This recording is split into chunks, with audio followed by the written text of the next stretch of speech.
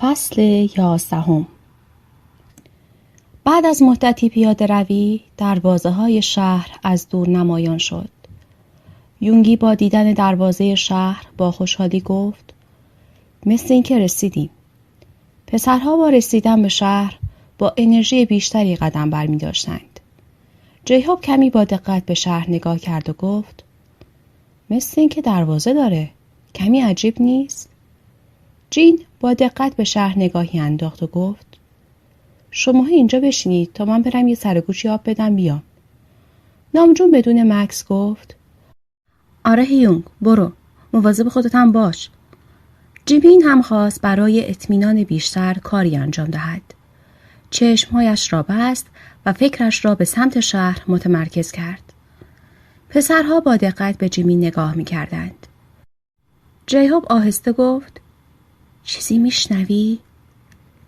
جیمین برای تمرکز بیشتر ابروهایش را در هم تنید و گفت: ساکت باشید. جیمین به جای اینکه صدای مردم شهر را بشنود، افکار پسرها را میشنید که هر کدام داشتند به چیزی میاندیشیدند. جیمین دستش را محکم به موهایش کشید و گفت: دیوونه شدم، کمتر فکر کنید. جونگکوک گفت: متمرکز شو، تو کارت بهانه نیار. جیمین با عصبانیت گفت: فکرتون پارازیت میده. جونگکوک با خنده گفت: موجتو عوض کن. تهیون با این حرف زد زیر خنده. جیمین با جدیت گفت: تهیونگ. جیمین بار دیگر سعی کرد و با بی‌حوصلگی روی زمین نشست و گفت: نه، نمیشه. در این هنگام جین کنار جیمین ظاهر شد. بار دیگر پسرها به خاطر ظهور ناگهانی جین ترسیدند. جین بلافاصله بعد از ظاهر شدن گفت: نه بابا، یه شهر قدیمیه. یه شهر ویران شده و آشوب زده به نظر میاد. جیهو با تعجب گفت: تلفن هم دارن؟ جین گفت: تو بگو برق. یونگی بهت زده گفت: ندارن؟ جیهو با ترس و تعجب گفت: نکنه به کره شمالی رسیدیم؟ جیمی با ترس گفت: بیا نامجون هیونگ، اونقدر اومدیم سمت شمال، آخرش به کره شمالی رسیدیم. جیم با کمی مکث گفت: فکر نکنم کره شمالی باشه، چون خیلی قدیمیه، با ساختمان‌های سنگی خیلی بزرگ. گمون کنم یه شهرک فیلمسازیه. تهیون با تعجب و دهان بازمانده گفت: نه بابا، یعنی همه ما در مقابل دوربین مخفی یه فیلم هستیم؟ جونگکوک گفت: چی داری میگی؟ این اتفاقا عمرن فیلم باشه. خب به نظرتون بریم سمت شهر؟ جین گفت: من زیاد نرفتم داخل، چون میترسیدم منو ببینن. ناگهان پیرمردی از پشت بوته‌ها گفت: پس رسیدید. پسرها با شنیدن صدای پیرمرد از جا پریدند و با ترس به یکدیگر نگاهی کردند. نامجون که نگاهش به سمت دروازه شهر بود، ناگهان گفت: این صدای کی بود؟ پیرمرد از پشت بوته‌ها بلند شد و در حالی که لباسهای خود را می‌تکاند گفت: من بودم، نترسید. خیلی وقت منتظرتونم. جین با صدای وحشت‌زده گفت: شما کی هستید؟ ما را از کجا میشناسید؟ پیرمرد با لبخند گفت: داستانش مفصله. نامجون با دیدن لباسهای سنتی پیرمرد گفت: اینجا کجاست؟ پیرمرد به پسرها نزدیک شد و گفت: اینجا یک شهر کوچیکه. بهتره بریم خونه من و سر فرصت در موردش صحبت کنیم. یونگی گفت: شما از کجا فهمیدید که به اینجا اومدیم؟ پیرمرد گفت: گفتم که منتظرتون بودم. پیرمرد سوت بلندی زد و اسبی از دور به سمت او دوید. پسرها با تعجب به پیرمرد نگاه می کردند و در این حین نامجون گفت: ببخشید آقا. ما سوالات زیادی داریم که میخوایم جوابشون رو همین الان بدونیم، نه بعد. پیرمرد با یک لبخند ملیح گفت باشه، بیاین در حین رفتن به سمت خونه بپرسیدشون تا اگه بلد بودم پاسخشون رو بدم. نامجون گفت نه، اگه به سوالات ما جواب ندید یک قدم هم بر نمیداریم. پیرمرد گفت فکر نکنم شما بتونید به خونه خودتون برسید مگر اینکه با من به شهر بیاین. پسرها با شنیدن سخن پیرمرد متعجب شدند و به یکدیگر نگاهی کردند. یونگی پرسید شما چیزایی میدونید که ما در موردشون به اطلاع هستیم. چرا اتفاقای عجیبی اینجا میفته؟ پیرمرد نزدیک اسب شد و از خورجین اسب چند عدد لباس بیرون آورد و به پسرها داد و گفت بهتره برای یک شب هم شده در خونه من اقامت کنید و بعد به راه خودتون ادامه بدید. جیهوب با تعجب گفت اگه اون اتفاقایی که برای ما افتاده واسه شما هم میافتاد باز هم همینجوری حرفی میزدید؟ پیرمرد با کمی لبخند گفت من باید پاسخ همه سوالات شما را همینجا بدم تا راضی شید به خونه من بیاین؟ همه با هم گفتند آره. پیرمرد نفس عمیقی کشید و گفت اینجا یه مسیر از زندگیه که توش اتفاقای عجیب زیادی میافته. این وقایع شگفت‌انگیز فقط برای تازه واردها قابل دیدنه. همین و بس. فقط کمی صبر و تحمل میتونه شما را از این منطقه خارج کنه. جین با تعجب گفت یعنی اینجا روی نقشه کره زمین نیست؟ نامجون با تعجب گفت عجب اکتشاف بزرگی. پیرمرد گفت اگر میخواین زودتر برگردیم پیش خانواده هاتون باید سوال کردن رو کنار بذارید و بیاین بریم خونه من. ولی قبلش این لباس ها رو بپوشید تا مردم شهر بهتون شک نکنن. یونگی با تعجب گفت شک نکنن؟ پیرمرد با خنده گفت آخه لباسای شما خیلی عجیبه. بچه‌ها به اجبار لباسهایی را که پیرمرد به آنها داد بر روی لباسهای خود پوشیدند و کیف‌های خود را پشت اسب گذاشتند. پیرمرد هم با پارچه آنها را پوشاند. بعد به تهیونگ اشاره کرد و گفت مثل اینکه پای شما آسیب دیده. بهتره شما سوار این اسب بشید و خستگی در کنید. تهیونگ به بچه‌ها نگاهی کرد. جین و نامجون به نشانه تایید سر تکان دادند. تهیونگ با کمک جونگوک سوار اسب شد. جملگی به سمت دروازه شهر راه افتادند. جیمین در راه سعی می‌کرد ذهن پیرمرد را بخواند. پیرمرد به همراه پسرها وارد شهر شدند. شهری بود با دروازه‌های عظیم. چشمان پسرها از عظمت ورودی شهر مات و مبهوت مانده بود و با تعجب به آن نگاه می‌کردند. پیرمرد در حالی که افسار اسب را در دست داشت، لبخند زنان به مردم شهر سلام می‌کرد. کودکی خود را با سرعت به پیرمرد رساند و گفت: اینها همونها هستن؟ پیرمرد دست نوازش بر سر آن طفل کشید و به آرامی گفت: آره پسر عزیزم. سپس پیرمرد دست کودک را گرفت و دوباره راه افتادند. جیمین به سمت افکار پسر بچه تمرکز کرده بود. کودک در فکر خود می گفت: پدرم دیگه برمیگرده خونه. جیمین به نامجون گفت: هیونگ، اون بچه داره میگه پدرم دیگه برمیگرده خونه.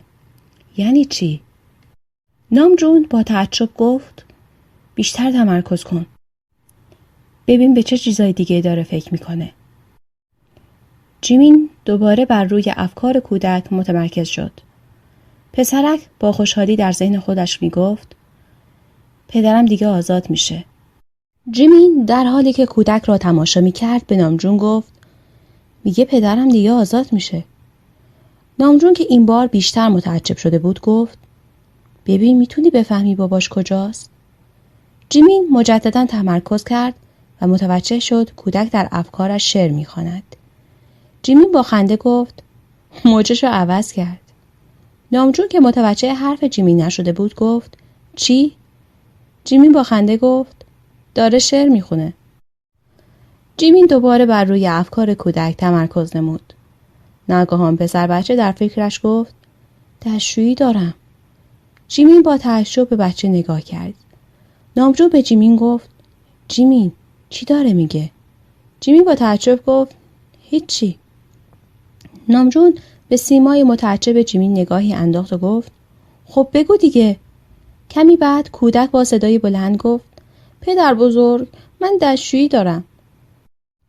نامجو خندید و گفت آفرین، واقعا میتونی ذهن‌ها رو بخونی. پس این رو گفت. جیمین با خنده‌ای آمیخته با عصبانیت گفت اینم شانس منه. پیرمرد نگاهی به کودک کرد و گفت پسر عزیزم کمی صبر کن، الان میرسیم. یونگی گفت پس خونتون همین نزدیکی هاست. پیرمرد با لبخند گفت بله.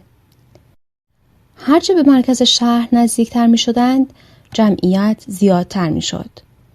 همه مردم با تعجب به پسرها نگاه می کردند. ناگهان جیمین آهی از ته دل کشید و گفت وای سرم پر از سر و صداست. یونگی بلافاصله گفت اون گردن آویز رو بنداز گردنت. جیهوب به سرعت نشان را از جیب جیمین درآورد و کمک کرد جیمین آن را به گردنش بیاویزد. جیمین بعد از چند ثانیه با لحن رضایت بخشی گفت آخیش راحت شدم. پسرها سریع حال جیمین را جویا شدند. پیرمرد سرش را به سمت جیمین چرخاند و گفت تا تمرکز رو خوب یاد نگرفتی گردنبند رو باز نکن. جیمین در حالی که دستش رو روی نشان گذاشته بود گفت چشم. جونگوک با نگرانی گفت چی شد یونگ؟ خوب شدی؟ جیمین در حالی که با دو دستش سرش را نشان میداد گفت یه دفعه احساس کردم همه مردم با هم دارن توی سرم داد میزنن. مثل این بود که توی استادیوم بودم و همشون با صدای بلند تو گوشم فریاد میکشیدن. جونگوک با کنجکاوی گفت یعنی الان نمیتونی فکرها رو بخونی؟ جیم با خنده گفت نه. جونگوک در حالی که لبخند میزد گفت آخیش راحت شدیم. من الان احساس راحتی میکنم چون خیلی معذب بودم و فکر میکردم کسی داره کنترلم میکنه. بذار اون گردنبند همیشه رو گردنت باشه. نامجو نزدیک پیرمرد رفت و پرسید ما کی میرسیم؟ پیرمرد در حالی که جلو را نگاه میکرد گفت آهان دیگه رسیدیم. نوه پیرمرد گفت پدر بزرگ من رفتم بازی کنم. جیم با تعجب گفت مگه تو دستشویی نداشتی؟ کودک گفت نه، برای دستشویی رفتم خونه عمم. جیم با تعجب گفت کی رفتی که ما ندیدیم؟ جونگوک با خنده گفت اون جایی که جیمین از سردرد بیتابی میکرد اون رفت و برگشت. فامیل اینجور جاهاست که به درد میخوره هیونگ. پیرمرد جلوی در ایستاد و گفت خب رسیدیم، بفرمایید داخل. بعد به خدمتکار خانه گفت برو به اهل خانه بگو ما اومدیم. ظاهر خانه قدیمی و از جنس چوب و سنگ بود. نقاشی نماها و طاق‌های زیبا در ایوانها و ورودی خانه واقعا شاهکار به حساب می آمدند. نامجون که عاشق شاهکارهای هنری بود با بهت به خانه نگاه کرد و گفت چه نمای جالبی داره. یونگی که با دقت نماها را نگاه می کرد گفت آره. پیرمرد با دست به پسرها تعارف کرد و گفت خب داخل شید. خدمتکار دوم افسار اسب را از پیرمرد گرفت و منتظر ماند. تهیونگ با کمک جیمین و جونگوک از اسب پیاده شد. پیرمرد برای راهنمایی پسرها ابتدا وارد خانه شد و پشت سر او پسرها بعد از برداشتن کوله پشتی های خود یکی یکی داخل شدند. جیم با دست به بازوی جیمین زد و آهسته گفت جیمین بهتره گردنبند تو در بیاری. جیمین با تعجب گفت چرا؟ جین گفت ببین از اهالی و این خونه چی میفهمی؟ در خانه پیرمرد همسر پیرمرد و چند خدمتکار زندگی میکردند. پیرزن با لبخند به استقبال پسرها آمد و گفت خوش اومدید، خوش اومدید، بفرمایید، خوب استراحت کنید، الان غذا آماده میشه. پیرمرد اشاره‌ای به اتاق کرد و گفت اگر قصد استراحت دارید میتونید تو این اتاق با خیال آسوده استراحت کنید. جین با خوشرویی گفت پدر بزرگ ما راه زیادی اومدیم اگر اجازه بدیم میخوایم بعد از شام بریم حمام. پیرمرد گفت بله حتما. به خدمتکارا میگم حمام رو آماده کنن. جیم با لبخند گفت بله ممنون. پسرها به همراه پیرمرد داخل اتاق مهمان شدند و هر یک روی تشکچه ها نشستند. نامجون بعد از مکث کوتاهی گفت خب حالا توضیح بدید. پیرمرد با خنده گفت مثل این که عجله دارید. باشه میگم. از چندین سال پیش افراد غریبی قدم به این سرزمین گذاشتند و به خاطر منابع فراوونش اینجا ساکن شدن و داد و ستد رو با سرزمین‌های دیگه آغاز کردند. بعد به مرور زمان تجاوزها و یغماگری‌ها شروع شد. بعد سپاهیانی با اونا وارد سرزمین ما شدند و به زور درخواست جیره غذایی کردند و به غارت محصولات کشاورزی، دام و طیور و حتی صید ماهی مبادرت کردند. مدتی بعد مردان جوان رو برای کار در معدن و صید ماهی به بریدگی گرفتند. چندین بار پادشاه دستور حمله داد، ولی مقامات قصر با بهانه‌هایی مانند به خطر افتادن جون مردم و احتمال ویرانه شدن شهر مانع از این قضیه شدند. حالا ما توانایی مقابله با اونا رو نداریم. الان هم با قصد اشغال شهر بیرون دروازه اتراق کردند و ما برای نجات شهر و مردم به کمک شما احتیاج داریم. همه با حیرت و وحشت به پیرمرد نگاه کردند. جیم با تعجب گفت ما که جنگیدن بلد نیستیم. ما فقط خواننده ایم. پیرمرد با لبخند گفت شما دارای نیروهای فوق‌العاده‌ای هستید. پس میتونید به ما کمک کنید. نامجون بلافاصله گفت ولی استفاده کردن ازشون رو بلد نیستیم. پیرمرد گفت خب میتونید با ممارست مهارتتون رو در استفاده از نیروهاتون افزایش بدید. جونگوک گفت ببخشید ولی شما از کجا فهمیدید که ما دارای نیروی خارق‌العاده هستیم و اومدید دنبالمون؟ همه با هم گفتند آره از کجا؟ پیرمرد گفت همه اینها به یک خواب برمیگرده.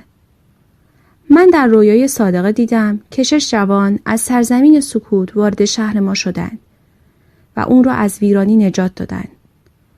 اولی قدرت ذهن‌خوانی داشت، دومی زور و بازو، سومی دانش سرشار، چهارمی توان دورنوردی و پنجمی قابلیت امیدبخشی، ششمی هم از چشمانی نافذ و برنده چون شمشیر برخوردار بود. جونگوک با تعجب آهسته گفت چطور ممکنه؟ چیزی که گفتین بیشتر شبیه فیلم ضبط شده با دوربین مخفی بود تا خواب. جیهوب و جین آهسته لبخندی زدند. نامجون با جدیت به پسرها نگاهی انداخت و گفت پدر بزرگ شما از ما انجام کاری رو میخواین که از دایره توان و تجربه‌مون خارجه. پیرمرد گفت میدونم که شاید ترسیده باشید ولی این شهر به کمک شما نیاز داره. جین گفت پدر بزرگ چرا مردم شهر با این افراد مقابله نکردند؟ چرا اینقدر تعلل کردید که قدرت دشمن ازتون بیشتر بشه؟ پیرمرد سر به زیر انداخت و گفت وزیران و مردم شهر از رویارویی با دشمن ترس دارن. نامجون با ناراحتی گفت ما چطور میتونیم کمکتون کنیم؟ جین انگشت سکوت به نامجون نشان داد و گفت پدر بزرگ از ما این انتظار رو ندارید که به جای مردمانی به جنگ بریم که در آرزوی ظهور یک منجی از مقابله با غارتگران سرزمینشون شونه خالی کردند. چطور توقع دارید جونمون رو برای نجات این مردم کاهل و خودکمبین به خطر بندازیم؟ هدف ما زنده برگشتن پیش خانواده هامونه. مسئولیت این پسرها با منه. من اجازه نمیدم جان این پسرها به خاطر وزیران بزدل به خطر بیفته. ممنون از شما. اگه اجازه بدید ما شام نخورده از اینجا میریم. پیرمرد بیدرنگ گفت صبر کنید. پس این نیروها برای چی به شما داده شده؟ فکر نمی کنید این توانمندی‌های خارق‌العاده رو برای کمک به ما دریافت کردی؟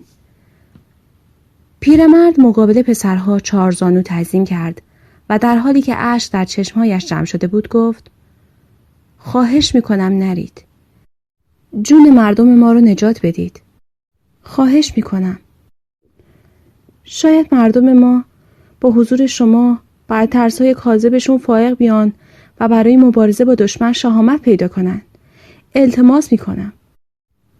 جین و پسرها با دیدن این صحنه سریع به سمت پیرمرد رفتند و او را از زمین بلند کردند. جین با ناراحتی گفت: آخه پدر بزرگ، چرا این کارو میکنید؟ بگید چه کاری از دست ما برمیاد تا کمکتون کنیم. پیرمرد اشکهای خود را پاک کرد و گفت: من شما را با خودم به دربار میبرم و به عنوان مشاور به پادشاه معرفی میکنم. تیمون با تعجب گفت: پادشاه؟ پیرمرد گفت: بله پادشاه. فقط به هر چی میگم مو به مو عمل کنید. نامجون با کمی مکث گفت: یعنی چی؟ پیرمرد ادامه داد و گفت: فردا به قصر میریم. من شما را به پادشاه معرفی میکنم. پیرمرد دستش را روی شانه نامجون گذاشت و گفت: یک مشاور دانشمند. سپس به جونکوک اشاره کرد و گفت: فرمانده جنگ. بعد رو به جین کرد و گفت: یک مهره اصلی جنگ به عنوان محافظ پادشاه. سپس با دقت به چشمهای جیمی نگاه کرد و در ذهن به جیمین گفت: و یک جاسوس. جیمین ترسید و گفت: من جاسوس نیستم. پیرمرد با خنده گفت: تو نیستی ولی میشی. پسرها با تعجب به پیرمرد نگاه کردند و گفتند: چی؟ پیرمرد گفت: تو برای ما جاسوسی دشمن رو میکنی. جیمی سریع گفت: من تا حالا غیبت هم نکردم. حالا بیام جاسوسی بکنم؟ جونکو با چشمان متعجب گفت: یعنی بره توی قلب دشمن؟ پیرمرد مکسی کرد و گفت: یه همچین چیزی. نامجون سرش را به نشانه اعتراض تکان داد و گفت: نه دیگه. ما با هم اومدیم، با هم میریم. پیرمرد گفت: حالا باید یکی بره از دشمن خبر بیاره یا نه؟ جیمین با وحشت گفت: جنگه، خاله بازی که نیست. یه دفعه بگید برو بمیر دیگه. نامجون مکسی کرد و گفت: ما باید در مورد این کار با هم صحبت کنیم. نمیتونیم از الان به شما قول کمک بدیم. پیرمرد نگاهی به نامجون کرد و گفت: باشه، من شما رو تنها میذارم تا با هم مشورت کنید. پیرمرد از اتاق خارج شد تا پسران در مورد موضوع مشارکت با هم مشورت کنند. یونگی کمی فکر کرد و گفت: نامجون، تو حرف پیرمرد رو باور میکنی؟ نامجون کمی مکث کرد و گفت: اگر واقعا در بیرون از شهر دشمن اتراق کرده، پس ما باید از داخل دشمن بدون دیده شدن رد بشیم. و این کار رو جین هیونگ میتونه انجام بده و تک تک ما رو با خودش به منطقه امن ببره. ولی اگر این مردم واقعا به کمک احتیاج داشته باشن و چند روز دیگه جنگ باشه، ما در حقیقت به تک تک این مردم بی‌اعتنایی کردیم و باعث میشیم شهرشون رو از دست بدن. جین در حالی که از حرف نامجون کمی عصبانی شده بود گفت: نامجون، اگه اینها همشون کنار بیستن، ما چطوری میتونیم با لشکر دشمن مقابله کنیم؟ فکر میکنین جون ما برای این مردم ارزشی داره؟ آیا قدران از خودگذشتمون هستن و دوشادوشمون نبرد میکنن؟ باید پیش از دادن هر قولی همه جوانب رو بسنجیم. یونگی سرش رو به منزله تایید تکان داد و گفت: جین هیونگ راست میگه. ضمناً باید از شمار سربازان خودی و تعداد قوای دشمن آمار کسب کنیم و بعداً قول کمک بدیم. نامجون که با حرکت سر بر سخنان سنجیده جین و یونگی سهه میگذاشت گفت: هیونگ راست میگه. حتی اگه نخوایم یا نتونیم در جنگ مشارکت مستقیم داشته باشیم، دست کم قادریم براشون سلاح درست کنیم و راههای استراتژیک مبارزه رو یادشون بدیم. من شما رو مجبور نمی کنم. ولی هر کدومتون که بخواین میتونین با من بیاین. جین کمی مکث کرد و گفت ما سررشته از جنگ نداریم، ولی تا حدی که در توانمون باشه کمک میکنیم. البته بعد از برآورد تعداد نفرات دشمن و ارتشیان خودمون. جونگوک که به پسرها نگاه میکرد گفت من هستم. تهیونگ و جین نیز یک صدا گفتند ما هم هستیم. جیمین با لحن معترضانه گفت نه من نیستم. دارید دستی دستی من رو به کشتن میدید. نامجون به جیمین نگاه کرد و گفت نه، من اگه جونم به خطر بیفته نمیذارم به تو آسیبی برسه. با هم اومدیم، با هم میریم. مطمئن باش جیمین. جیمین سرش را به سر نامجون تکیه داد و به صورت جدی با صدای کلوف گفت آدم یه بار میمیره. من جاسوس هستم و تو مشاور. هیونگ، تو داخل قصری و من پیش دشمن. تا تو بیای من رو نجات بدی من رو کشتن و خوردن. جونگوک با شنیدن حرف جیمین گفت نمیشه جیمین جاسوس نباشه؟ تهیون کمی با مکس گفت آخه پدر بزرگ گفت یکی باید از نقشه های دشمن با خبر باشه. جونگوک گفت حالا با خودمون ببریمش تا بعد. جیمین در حالی که چشمانش را گشاد کرده بود به جونگوک نگاه کرد و گفت تا بعد؟ تا بعد در عمل انجام شده قرارم بدید؟ بعد دستی دستی منو به کشتن بدید؟ جین گفت با خودم میبرم، با خودم میارمت. خوبه؟ جیمین با تعجب گفت یعنی با هم بریم جاسوسی؟ با هم بیاین؟ جین گفت آره. جیمین دو دستی موهایش را عقب کشید و گفت بازم باید فکر کنم. یونگی گفت پس بهتره زودتر به سمت قصر بریم و موقعیت دشمن و خودشون رو بررسی کنیم. نامجون، پیرمرد رو صدا کن بیاد. نامجون از اتاق خارج شد و پیرمرد رو صدا کرد.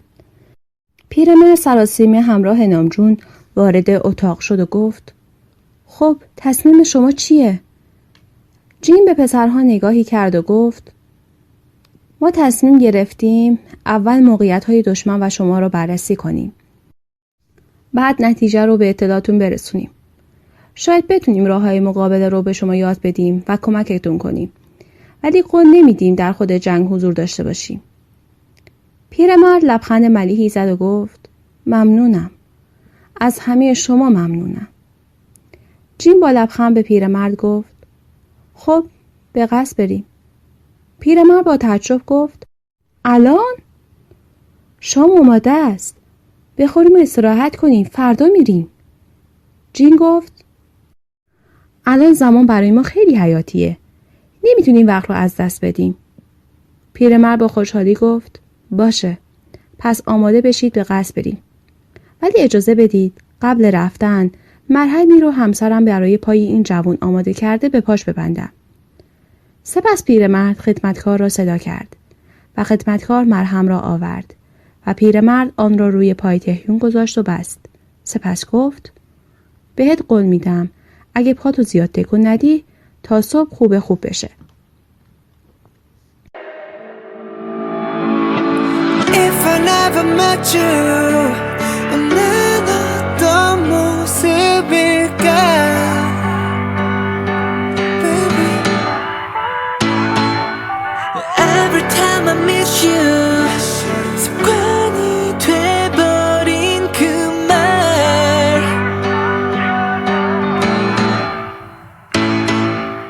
눈을 떠보니 10년 전 문연통을 세상이다. 너무 쉽게 울었고 너무 쉽게 웃던 때 많은 계절 뒤에 겨우 뒤돌아봤을 때 You always here with us together And every second was forever 설정할 수 없는 맘 미끄러지던 내 삶 베개에 머리가 닿으면 예전길 바랬던 밤 이제 네가 있는 여기 It's a new home turn 언제든 돌아올 테니까 baby don't you worry 우리가 걷는 이 길이 모두 다 길이 될 테니 Oh If I never met you 난 어떤 모습일까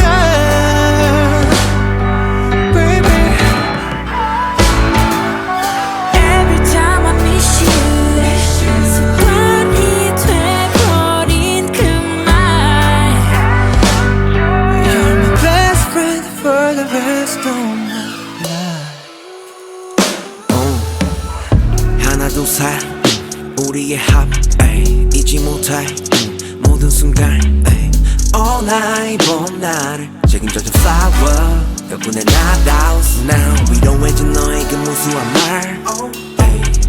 그게 날 만든 거야 그래 넌 나의 젊음 또 나의 청춘 고마운 번 내 자랑 내 천국도 love 사방이 깜깜했지 그 사이 한 줄기 빛 정말 그대 익숙하냐 참 함께임에 우린 빛나죠 달리고 또 넘어지고 일으켜지고 쓰러지기도 그 손을 밀어준 괜히 몇 번이 더 늘어날 테니 힘들면 잠시 쉬어도 돼